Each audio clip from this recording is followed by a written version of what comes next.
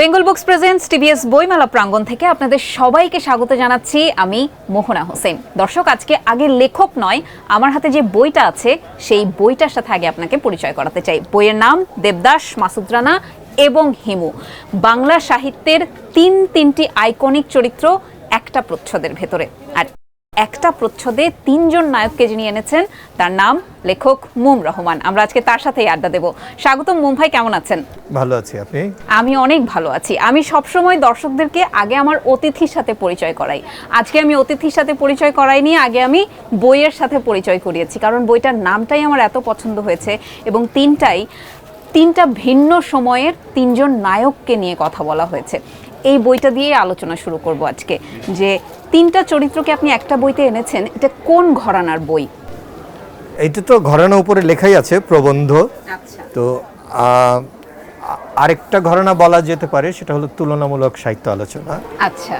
আসলে যেটা হয়েছে যে এই যে আপনি তিনজন নায়কের কথা বলছি, তো আপনি একজন নায়িকা হিসেবে তো নায়কদের কথাই আগে বলবেন। লেখক তো আড়ালে থাকেন, কিন্তু নায়কদের সৃষ্টি তো লেখকরাই করেন। অবশ্যই। কাজে এইখানে শরৎচন্দ্র, কাজী আনোয়ার হোসেন এবং হুমায়ুন আহমেদের সৃষ্ট তিনজন নায়কের কথা আমি বলছি। এখানে একটা মানে আমার ইন্টারেস্টিং ফাইন্ডিং আছে, মানে আমার কাছে খুব ইন্টারেস্টিং। সেটা হলো, আপনি যদি খেয়াল করেন যে সারা পৃথিবীতে নায়ক বলতে বা আইকনিক, আপনি আইকনিক শব্দটা ব্যবহার করেছেন, বা আইডল ক্যারেক্টার বলতে সুপারম্যানদের বোঝায়। সুপারম্যান, স্পাইডারম্যান, তাদের বিশেষ বিশেষ ক্ষমতা আছে।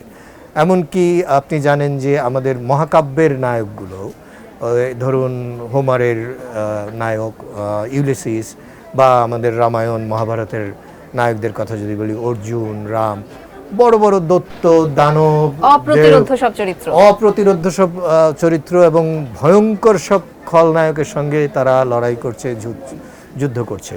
এবং এই ঘরানাটা কিন্তু রেনেসা কাল পর্যন্ত চলে এসছে।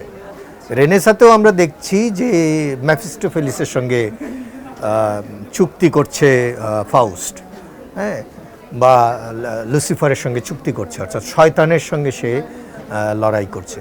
কিন্তু এই রেনেসা পরবর্তী কাল থেকে সাধারণ মানুষ, আমার আপনার মতো ভাত খায়, ঘুমায়, ব্যথা পেলে রক্ত পড়ে, এরকম সাধারণ মানুষরা কিন্তু নায়ক হয়ে উঠল। গল্প, উপন্যাসে, সাহিত্যে, চলচ্চিত্রে, নাটকে, সকল মাধ্যমে। ওইটা আমাকে খুব আলোড়িত করেছে। আচ্ছা। আরেকটা জিনিস হলো, ওই যে বললাম যে পাশ্চাত্যে অনেক নায়ক চরিত্র আসলে আছে, আমাদের থাকলেও আমরা সেটাকে আইডেন্টিফাই করিনি, সেটা নিয়ে খুব একটা কথা বলিনি। হ্যাঁ, ধরুন জেমস বন্ড বললেই আমরা চোখের সামনে একজন দুর্ধর্ষ মারদাঙ্গা নায়কের কথা আমরা ভাবতে পারি। এই যে একটু আগে বললাম, ব্যাটম্যান, স্পাইডারম্যান, সুপারম্যান, বিশেষ ক্ষমতার সব নায়ক। তো আমরা বড় হয়েছি কিসের সঙ্গে? যদি ধরি, আপনি যেটা বললেন যে তিনটা প্রজন্মের কথা বলা হচ্ছে, দেবদাসের সঙ্গে কিন্তু আমার বাবা বড় হয়েছে, তাই না? আমার বাবা মা তারা দেবদাস, পার্বতীকে নিয়ে ভেবেছে। আমরা সেই অর্থে, মানে আমার প্রজন্মটা, আমরা মাসুদ রানা পরেই বড় হয়েছে। আমাদের কাছে মাসুদ রানাই হলো মানে আমাদের জীবনের আদর্শ। মাসুদ রানা হতে চায়। আচ্ছা। ওই রকম ড্যাশিং, ওই রকম দেশপ্রেমী, ওই রকম প্রেমিক, রমণীমোহন হতে চায়। তারপরের প্রজন্মে এসে দেখা যায় যে সবাই একটু বহেমিয়ান, একটু হিমু, একটু উরু উরু ভাব, ফাগুন হাওয়ায় হাওয়ায়, হলুদ পাঞ্জাবি, পাঞ্জাবির পকেট নেই, ক্যারিয়ার নিয়ে চিন্তা নেই, জ্যোৎস্নার বৃষ্টি নেই ভাবনা। কাজে এই যে তিনটা প্রজন্ম ধরে তিনটা চরিত্র বহমান, আমার কাছে এটা খুব মানে গুরুত্বপূর্ণ মনে হয়েছে। এটা কি তিনটা চরিত্রের বিশ্লেষণধর্মী বই বলতে পারি? তিনটা চরিত্রকে কি বিশ্লেষণ করা হয়েছে এখানে? হ্যাঁ, চরিত্র বিশ্লেষণ করা হয়েছে। ধরুন শুধু চরিত্র নয়, এই বলা যায় যে হিমু কেন্দ্রিক, হিমুকে নিয়ে তো 21টা বই, আর মাসুদ রানাকে নিয়ে 150-র উপরে, 150 পর্যন্ত আমার হিসাবে আছে, এরপরে কত হয়েছে জানি না। আর দেবদাস কিন্তু একটাই বই, কিন্তু একটাই হওয়ার পরেও যেমন দেবদাস নিয়ে চলচ্চিত্র হয়েছে আমার জানা মতে 13টা। হ্যাঁ, মানে সর্বশেষ সম্ভবত সঞ্জয় লীলা বানসালি করেছেন। এখন তো সেই বিবেচনায় একটা চরিত্রই দেখা যায় যে 21টা বইয়ের চেয়েও গুরুত্বপূর্ণ হয়ে উঠছে ক্ষেত্র বিশেষে। কাজে আমি বলবো যে এখানে ওই যে 13টা চলচ্চিত্রের কথা বললাম, সেটার কথাও যেরকম আছে, আবার হিমু চরিত্র আমাদের সমাজের জন্য কতটা প্রাসঙ্গিক। আমরা হিমুকে একটা উড়নচণ্ডী খুব হালকা চালে নেয়ার চেষ্টা করি, অথচ দেখুন পাশাপাশি আমরা যদি অ্যালবেয়ার ক্যামুর সেই স্ট্রেঞ্জারের বিখ্যাত মার্সেই চরিত্রের কথা বলি, যে তাকে আগন্তুক বলছি, কেন বলছি, সে সমাজ বিচ্ছিন্ন, সে গতকাল মা মারা গেছে কিন্তু তার চোখে ওঠেনি জল নেই, এটা নিয়ে পরে তাকে মানে সামাজিকভাবে কৈফিয়ত দিতে হচ্ছে, মায়ের মৃত্যুর পর বান্ধবীর সঙ্গে দেখা করছে সে।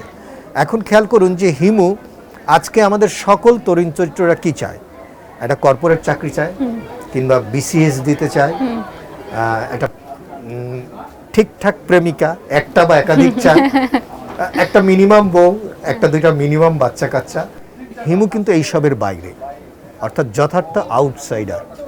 অথচ এই হিমুই ধরুন হলুদ হিমু কালো র্যাবকে প্রশ্ন করছে বিচার বহির্ভূত হত্যাকাণ্ড নিয়ে। এই হিমুই কিন্তু পুলিশ, আইনজীবী এবং সমাজের নানান ক্ষেত্রের নানান অসঙ্গতিকে সরাসরি প্রশ্ন করছে, একটু মজার ছলে, একটু স্যাটারিক্যাল ভাবে। কাজে আপনি তো একেবারে মানে এই চরিত্রটাকে ফেলে দিতে পারছেন না, উদাসীন বলে হালকা ভাবে নেওয়ার কোনো একদমই না। হিমু অত্যন্ত গভীর একটা চরিত্র। আমি হিমু পড়েছি, আমি যখন আমার কৈশোর জীবন পার করেছি তখন আমি হিমু পড়েছি, তখন আমি এটার মাহাত্ম্য বা তখন আমি এটার গভীরতা অনুভব করতে না পারলেও এখন এসে মনে হয় যে আমরা যতই কর্পোরেট চাকরি চাই, আমরা যতই বিসিএস মুখী হই, যতই আমরা বৈষয়িক হই বা বাস্তববাদী হই না কেন, মনের ভেতরে কোনো একটা জায়গায় বোধহয় আছে যে আমিও মনে হয় কোনো একটা জ্যোৎস্না রাতে বের হয়ে চলে যাই, রূপা হয়ে যাই। রাইট। তার মানে হিমু যে বাস্তবে আসলে হিমুর অস্তিত্ব আছে, এটা কিন্তু প্রত্যেক মানুষের সাথে যখন একটু সঙ্গোপনে কথা বলা যায় ওই সময় কিন্তু এটা অনুভব করা যায় যে হিমুর অস্তিত্ব আসলে বাস্তবেও আছে। আপনার এই কথাগুলো এখানে আছে, কোন অর্থে আছে। এই যে সাহিত্য, যে আমি পাঠকের দৃষ্টিকোণ থেকে বলেছি এখন, কারণ আমি তো পড়েছি, আমি অনেক বছর আগে পড়েছি, কিন্তু সেটা অনুভব করি কিন্তু এখন এসে। কৈশোরে কিন্তু আমার কর্পোরেট চাকরির চাহিদা ছিল না, তো সেই জিনিসটা আমি এখন এসে অনুভব করি। আমিও পাঠকের জায়গা থেকেই বলেছি। আপনার সঙ্গে আমার পার্থক্য হলো যে আপনি মুখে বলছেন, আমি কথাটা হয়তো একটু লিখে একটু গুছিয়ে বলার চেষ্টা করেছি। আর ওই যে যেটা বললাম যে আপনার মতো আমরাও সবাই মনের ভিতরে, আপনি একটু হিমু হতে চেয়েছেন, আমি একটু মাসুদ রানা হতে চেয়েছি, আমাদের বাবারা বা হয়তো এখন আমাদের কোনো তরুণ প্রজন্ম একটু দেবদাস হতে চায়। কারণ দিন শেষে সবচেয়ে বড় গুরুত্বপূর্ণ ব্যাপার যেটা আমি বলবো যে এই বইটা কেন আমার কাছে গুরুত্বপূর্ণ, সবচেয়ে গুরুত্বপূর্ণ হলো এরা প্রত্যেকে মানবিক। আপনার আমার ভিতরে যে মানবিক গুণাবলী এবং দোষ আছে তার সবগুলো ধারণ করে এই চরিত্র। দেবদাসকে তো আমরা প্রেমিক চরিত্র হিসেবে চিনি সবাই, এর বাইরেও তার চারিত্রিক গুণাবলীগুলো কিন্তু আছে, যে অসম্ভব মাতৃভক্ত। হ্যাঁ, ওই পিতার মৃত্যুর পর বলছে যে আমার মা সম্পত্তির কত অংশ পাচ্ছে, 2 ভাগ হচ্ছে, 2 ভাই নিচ্ছে। আর বড় ভাই বলছে যে না, মায়ের কেন ভাগ লাগবে, আমাদের সঙ্গে থাকবে, কিন্তু সে বলছে যে না, তাহলে আমার এখান থেকে মাকে এতটুকু দিয়ে দাও। তা আপনি এটাকে এক অর্থে মাতৃভক্ত বলতে পারেন। অন্যদিকে আপনি যদি ফেমিনিজম থিওরি দিয়ে অ্যানালাইসিস করেন, জেন্ডার ইস্যু দিয়ে আলোচনা করেন, অর্থাৎ নারীর অধিকার, স্বামীর মৃত্যুর পর স্ত্রীর অধিকার, সেটা নিয়েও প্রশ্ন আছে। আমরা তো হিমু নিয়ে অনেক আলোচনা করেছি, আপনি যদি একটু দেবদাস চরিত্রটাকে এখানে কিভাবে বিশ্লেষণ করেছেন এটা কি দর্শকদের উদ্দেশ্যে একটু বলতে চাইবেন? দেবদাস, দেখুন আমি যতদূর জানি আপনিও নাটকের লোক আমার মতোই, তো সেখান থেকে দেবদাস একদিকে হ্যামলেটে কি ছিল, to be or not to be, that is the question. সবসময় হবে, এটা করব, এটা করব না। সে এই মুহূর্তে পারুকে অপমান করে বের করে দিচ্ছে, পর মুহূর্তেই পারু করে কাছে। কাজে এই to be or not to be তার ভিতরে ছিল। অন্যদিকে আমার কাছে মনে হয়েছে দেবদাসের মধ্যে আপনি এক ধরনের ওথেলোর চরিত্র পাবেন, ম্যাকবেথকে পাবেন, অর্থাৎ শেক্সপিয়ারিয়ান ট্র্যাজেডির যে ভিত্তি। এবং আরেকটা ট্র্যাজেডির কথা বলি, রোমিও জুলিয়েট। প্রেমিক যেহেতু বলছেন, দেবদাস একই দিক একসঙ্গে রোমিও, আবার হ্যামলেটের মতো to be or not to be দ্বিধায় ভুগছে, আবার ম্যাকবেথ যেরকমের এক ধরনের কি বলবো উচ্চাকাঙ্ক্ষা, তার মধ্যে সেটাও কিন্তু আছে। সেই আকাঙ্ক্ষাটা কিসের? তীব্র মায়া, আদর, প্রেম, কারার আকাঙ্ক্ষা, হ্যাঁ, সহায় সম্পত্তির নয়। আবার অন্যদিকে আমি ওথেলোর কথা বলছি, যে ওথেলোর মধ্যে আমরা যে হিংসা, এক ধরনের সন্দেহপরায়ণতা দেখি, দেবদাসও কিন্তু পারুর প্রতি এরকম হিংসা, সন্দেহে ভোগে। কাজে আমি বলবো যে এটা ট্র্যাজেডির মহৎ চরিত্রগুলোর মতো একটি চরিত্র। আচ্ছা, এভাবেই তাহলে আপনি এখানে ডিফাইন করেছেন দেবদাসকে। এবার একটু মাসুদ রানাতে যেতে চাই। অপ্রতিরোধ্য একটা চরিত্র, দুর্ধর্ষ একটা চরিত্র। বর্তমান সময়ে দেখা যায় মানুষ কিন্তু এই ধরনের চরিত্র বলে যে না, বাস্তবে কি এতটা অপ্রতিরোধ্য হওয়া সম্ভব? আসলেই হয়তো সম্ভব না। সম্ভব হলে আমাদের পৃথিবীটাই হয়তো অন্যরকম হতো, এত খারাপ, এত নেতিবাচকতার অস্তিত্ব হয়তো আমাদের চারপাশে থাকতো না। আপনি কিভাবে মাসুদ রানাকে ডিফাইন করেছেন? এটা সমসাময়িক সময়ের সাথে কতটুকু উপযোগী? আচ্ছা, এটা না আমি আপনাকে একসঙ্গে তিনটা একটু বলে দেই। হ্যাঁ, যে অবশ্যই। দেবদাসকে আমি প্রেমিক হিসেবে দেখেছি, বিশুদ্ধ প্রেমিক, আচ্ছা। যে নারীর প্রেম, মায়ের প্রতি প্রেম, এবং এমনকি চন্দ্রমুখী যিনি একজন সমাজ থেকে পতিত নারী, তার প্রতিও প্রেম, এবং নারীর প্রতি প্রেম শ্রদ্ধা, অর্থাৎ প্রেমিক, একজন বিশুদ্ধ প্রেমিক। আর আমাকে যদি বলেন মাসুদ রানা কেমন, আমি বলবো দেশপ্রেমিক। আচ্ছা, তার কাছে সোহানাও গুরুত্বপূর্ণ নয়।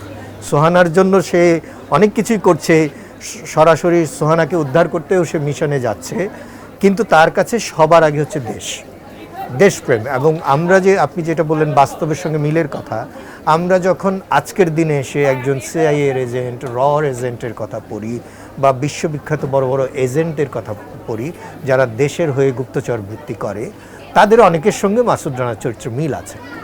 হ্যাঁ, আর এইখানে দেবদাসের সঙ্গে মাসুদ রানার একটা ফারাক হলো, দেবদাস তো সম্পূর্ণ মৌলিক একটা সৃষ্টি, মাসুদ রানা প্রথম 3টা উপন্যাস কাজী আনোয়ার হোসেনের মৌলিক সৃষ্টি, পরেরগুলো বিভিন্ন বিদেশি গল্প থেকে তিনি উপাদান গ্রহণ করেছেন।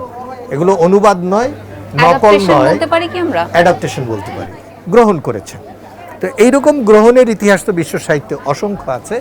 তো সেই জায়গা থেকে দেখলে যে মাসুদ রানা অনেক বেশি আন্তর্জাতিক চরিত্র, আমি বলবো। এরপর আমি জানি আপনি হয়তো হিমুর কথা জিজ্ঞেস করেন, অগ্রিম উত্তর দিয়ে দিই। হিমু নিয়ে আমরা অনেক কথা বলেছি, তারপরে যদি আপনার আরো কিছু যোগ করার হ্যাঁ, থাকে। মানে আমি বললাম দেবদাস হচ্ছে প্রেমিক, মাসুদ রানা দেশপ্রেমিক, আর হিমু হলো খাঁটি প্রকৃতি প্রেমিক। আপনাকে জ্যোৎস্না ভালোবাসতে শিখিয়েছে, খালি পায়ে হাঁটা। আপনি জানেন যে পৃথিবীতে বেয়ার ফুটার সোসাইটি আছে, যে একদল মানুষ খালি পায়ে হাঁটে, মাটির সঙ্গে তারা সংযোগ রাখতে চায়, ঘাসের উপর শিশিরের উপলব্ধিকা পাকে দিতে চায়, বালুতে হাঁটার উপলব্ধি পাকে দিতে চায়, এবং এটা হেলদিও। হ্যাঁ, তো এই বেয়ার ফুটার সোসাইটির বলা যায় যে আন্তর্জাতিক একজন কি বলে যেন প্রতিনিধি যদি নির্বাচন করা যায়, ওটা হিমু হতে পারে। একইভাবে আকাশ দেখা, আমরা সারাদিনে আসলে এই যে প্রতিদিন ছুটছি, দৌড়াচ্ছি, একবার তাকিয়ে দেখছি কিনা যে আজকে আকাশে মেঘ কতটুকু, আজকের আকাশ কতটা নীল, কতটা সাদা মেঘ আছে, দেখি না সচরাচর। বৃষ্টি দেখা, জ্যোৎস্না দেখতে কিভাবে কত পদ্ধতিতে জ্যোৎস্না দেখা যায়, সমুদ্র দেখার ব্যাকুলতা, অর্থাৎ প্রকৃতির সঙ্গে মানুষের ঘনিষ্ঠতা। তাহলে একটা হলো প্রেমিক, মানব প্রেম, বিশেষত নারী প্রেম, একটা হলো দেশপ্রেম, আরেকটা হলো প্রকৃতি প্রেম। সহজ করে দিয়েছেন সহজ করে, এটা প্রেমের বই। একটা প্রেমের বই। আচ্ছা, এবার একটু আপনার লেখকের জায়গায় আসতে চাই। কিছুক্ষণ আগে আপনি বলেছেন যে চরিত্রগুলো তো আইকনিক হয়েছে সেটা লেখকের কল্যাণেই, তাই না? এখানে শরৎচন্দ্র একটা আইকনিক চরিত্র তৈরি করেছেন, কাজী আনোয়ার হোসেন তৈরি করেছেন মাসুদ রানা, এবং আমাদের সবার প্রিয় হুমায়ূন আহমেদ তৈরি করেছেন হিমু।